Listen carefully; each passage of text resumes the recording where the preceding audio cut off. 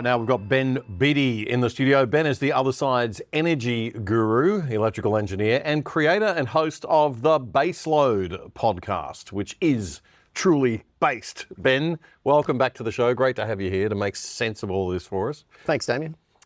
First question, obvious question, can Australia do it? I mean, in 10 years, do you really think we could get nuclear up and running by then in some capacity?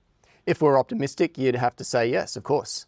Australia is an advanced economy. We have a democracy. We have a bureaucracy. When we put it to good use, it can do good things. There's a massive bureaucracy. Yeah, we could maybe add a little bit to it for a nuclear department, maybe. There might be some complaining about that. But I think, no, Australia could definitely build a big industrial facility in a decade. There's pieces around the regulations. There's pieces around the supply chain.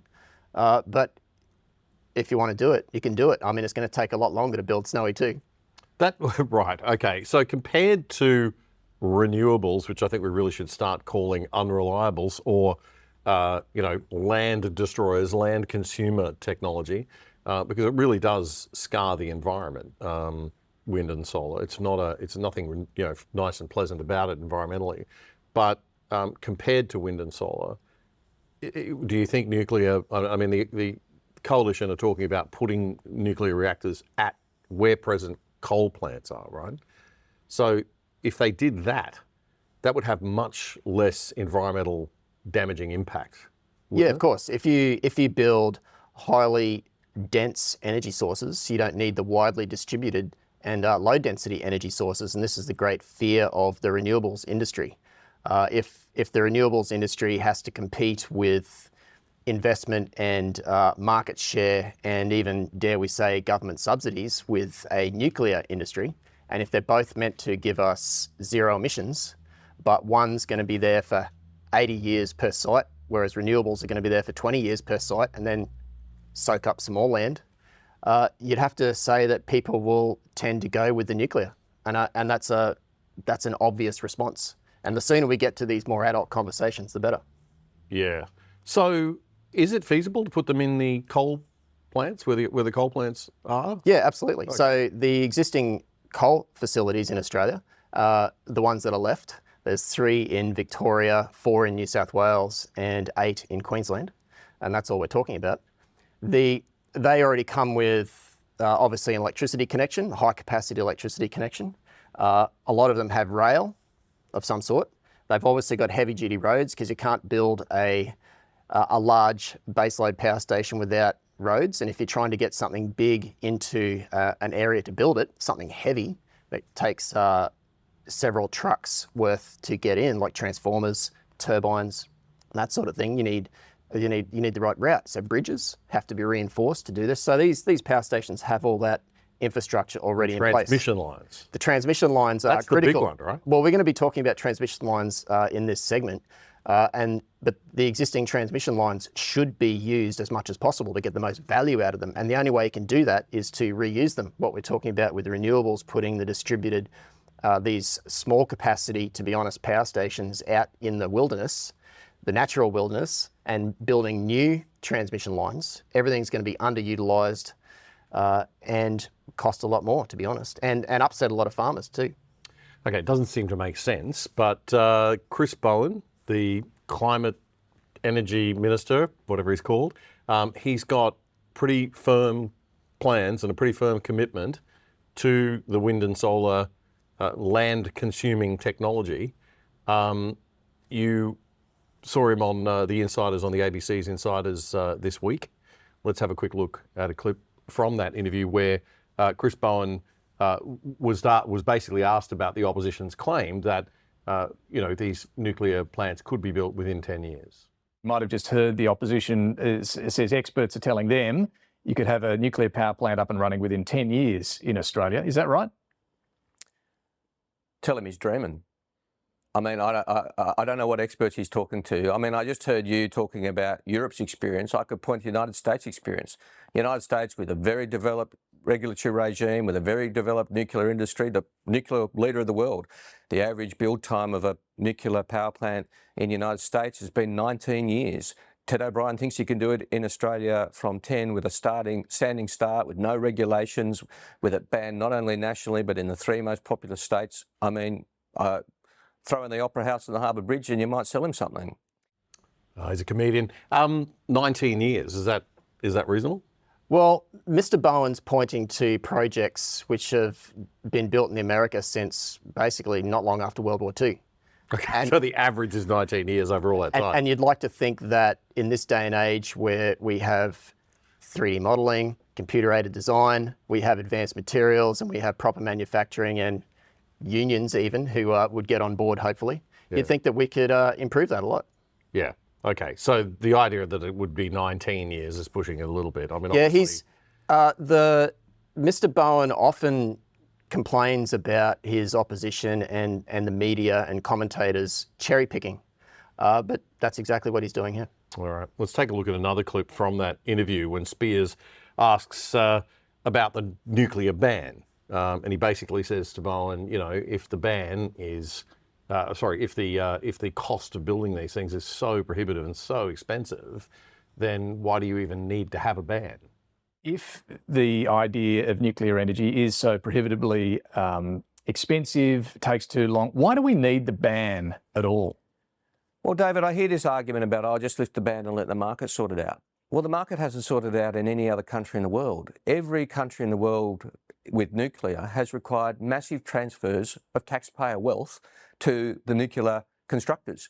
Now, if we were to go down that road in Australia, we'd really be sending the signal that we're prepared to do that we are prepared to use taxpayers' money to subsidise the development of the nuclear industry. And we're not. Just in fairness, though, Minister, you do. I mean, the government's building Snowy 2.0. You have the scheme, the capacity investment scheme that subsidises renewables. We don't know how much that's costing. Well, very different approaches. I mean, you look at now the opposition has scrapped their small modular reactor policy after we've been telling them for 2 years there is no such thing as a small modular reactor. They've scrapped it and gone for large. The poster child of large nuclear reactors is Hinkley C in the United Kingdom, which is very, very late and has come in at $86 billion for a 3 gigawatt, just over 3 gigawatt nuclear power plant. Now, coal in Australia is about 22 gigawatts. Do the maths. I mean, this is eye-watering amounts of government taxpayer subsidy that would be required to make this stack up. Maybe Peter Dutton's prepared to do that. We're not. Okay, that's Chris Bowen, the Energy Minister, speaking on ABC Insiders this week. Ben, he made a couple of points there. I just want to go through them and get your responses to them one at a time. The first one was that the free market hasn't sorted it out. That, in fact, where nuclear is happening, it has required massive subsidies. Is that the case? What's your response to that? I think that he's made a reasonable point, but what he's done is he's taken it out of context. If he was going to be fair, he would also say that the renewable sector only exists because of subsidies. And I would say to Mr. Bowen, let's open the field to all the technologies. I mean, if we can't have an adult conversation about getting rid of subsidies and incentives and targets altogether, well, at least let's let nuclear compete for the same subsidies that renewables currently do.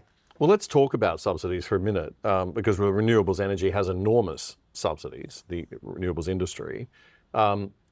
Would the subsidies for nuclear, and again, this might not be something you can answer, but I mean, is it likely that the subsidy required for nuclear would be more than is required for wind and solar?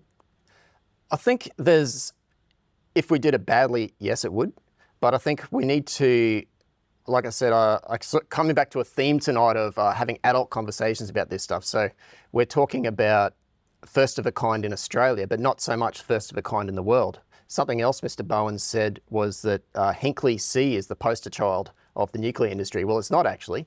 The power stations built in United Arab Emirates, the most recent one coming online a couple of weeks ago.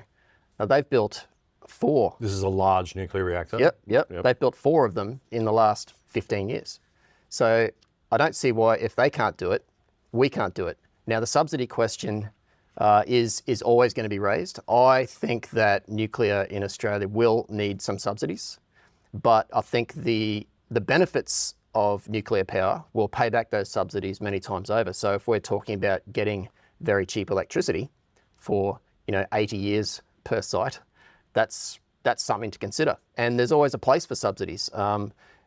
Bringing new technology into the market is one of those places. The place where subsidies shouldn't be used is to disadvantage existing technologies to the extent where it becomes unprofitable and costs the economy a lot of money and costs people a lot of money. Right. So you could effectively have an open market with fair, equitable subsidies offered, right? And then let them compete and see which technology is the best. But investors will work that out. I mean, they're not going to sink the money into projects that aren't going to work. So the point is that if he just lifts the ban, then we might get some people knocking on the door saying, hey, let's do a nuclear project in Australia. They'll do the sums, they'll do the research, they'll do the due diligence, they'll work out whether they think they can make it profitable. And then they'll come to the government and say, okay, we would require this level of subsidy. And then you can make it you can make an adult, as you say, an adult decision. Well, Damien, this would be the data. This would be the conversation to have Yeah. to get rid of the ban and say, well, let's do it. But like I said before, I think the renewables industry is frightened of that conversation because it means that they will tend to disappear out of the system over time. So as Will Shackle says, this is getting very political, right? It's really just about politics. And I would dare to say that perhaps there's a little bit of protectionism going on of certain technologies over others. So wind and solar over nuclear. Well, definitely. When the government makes a target for a particular sector, they're making promises.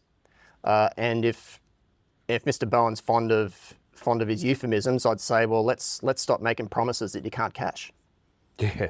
Okay. So the second part of that was he said the opposition scrapped its small modular nuclear reactor policy.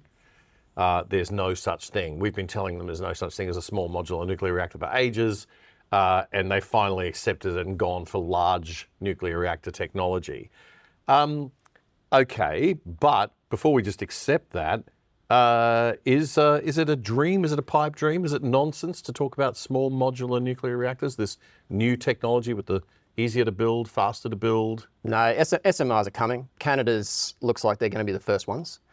It's not going to happen overnight, but everyone can understand the logic of modularized technology, like cars, for example. Of course, yeah. Makes it faster and quicker and easier to build.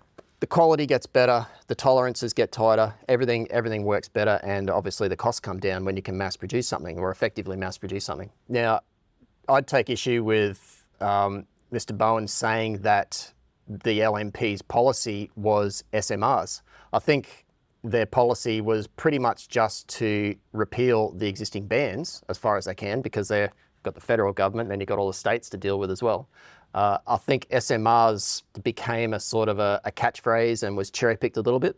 Okay. I would dare to say that it was smart for the coalition to raise SMRs as the bright new thing in nuclear, because that's I think we were talking in the car up here, and we've said that the conversation has changed. The needle has turned a bit, and I think when you and Will's quite good on this, Will Shackle, about the polls and the public interest. He's all across that data. And it's really interesting to see how that needle is turning. And if the LNP or Ted and Peter and co used the allure of SMRs to turn that needle, I think that's perfectly valid. Well, let's talk about the public's main concern about nuclear, which is, it's a bit scary. There's the fear of a nuclear event and the implications of that. Obviously, when you talk about a smaller reactor, people think, well, that's not going to be as dangerous if anything goes wrong. But they're all pretty safe. The technology is actually pretty safe now.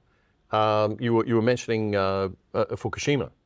Yeah, well, if you look at what's happened around the world, and you said, okay, everyone, it's pretty much common knowledge or household language, Chernobyl, Fukushima, and even maybe 3 Mile Island. But if you try and dig a bit deeper and find out, are there any more nuclear accidents around, you start coming up dry. So the next stage is to go, well, how many people have died from nuclear accidents and what's the effect been? And what can be done about that? Well, Chernobyl was a long time ago, and there's a lot of reasons behind that. There was a Netflix series or a TV show recently which dramatized it quite a lot.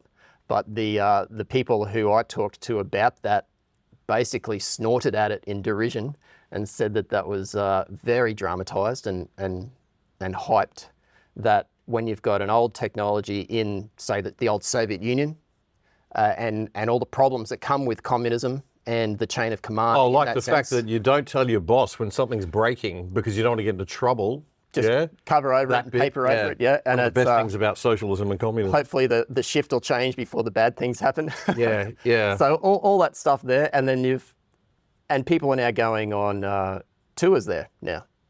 Okay, so that Chernobyl's a bad one. Fukushima, a nuclear accident in some sense caused by an earthquake tidal wave. But from my understanding, Fukushima, the power station itself, was one of the oldest and was planning to be shut down not long afterwards anyway. And the fact that no one actually died of the radiation from that event. They had to vacate a number of towns, but it wasn't. There wasn't a lot of it was just in case, not because of everyone's dropping dead with radiation poisoning. Yeah. So there's been a lot made of that by the media and by the anti-nuclear lobby, of which there's quite a lot of them around. But in terms of reality and practicality, nuclear is very safe. Okay. Want to talk to you about that Hinkley C reactor that he was mentioning in the UK that you raised. He said it came in very late. It cost $86 billion. It provided 3 gigawatts of power. We have to replace in Australia baseload coal power of about 22 gigawatts, so we would need 7 or 8 Hinkleys. Is that right? So, well, if you do, 7 or 8 times 86 billion. Oh, it's small change the way the Australian government spends money these days. But it is getting up towards the trillion mark. Yeah. Any thoughts on that? We wouldn't build a Hinkley size reactor in Australia. One of the difficulties of being a small grid, we are, in terms of economy, in terms of electricity, energy consumed, we're a very small player in the world. When you're talking about a massively interconnected region like UK and Europe, you can afford to build big, large 1,000 megawatt units and multi-1,000 megawatt units because you've got the demand there to meet it. And your 1,000 megawatt generator. That's a gigawatt, right? It is a gigawatt. Yep. You've got the units right. Well done. Good. Not bad for a Bachelor of Arts student. But when you're talking about the size of individual units on the grid, too big becomes a problem. So the biggest we have in Australia is in Coke Creek in Queensland. That's 750.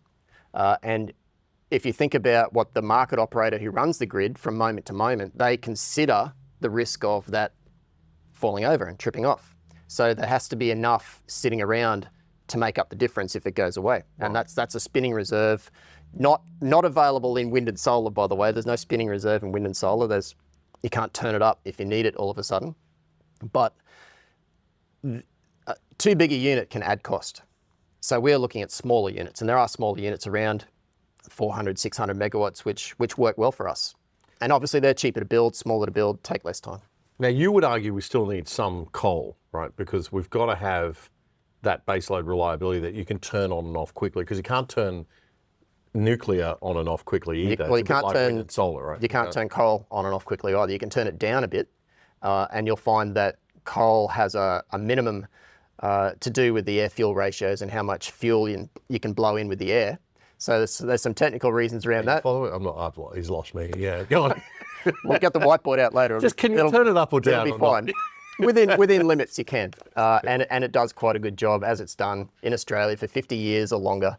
And people who say that coal's slow to ramp, well, yes, it is on the extremities, but to deal with the daily fluctuations, it's perfectly fine to do that. It can do that all day, all night, and that's reasonable. What it can't do is turn off in the middle of the day because there's nowhere to put the electricity because of all the rooftop solar panels that have been forced into the market.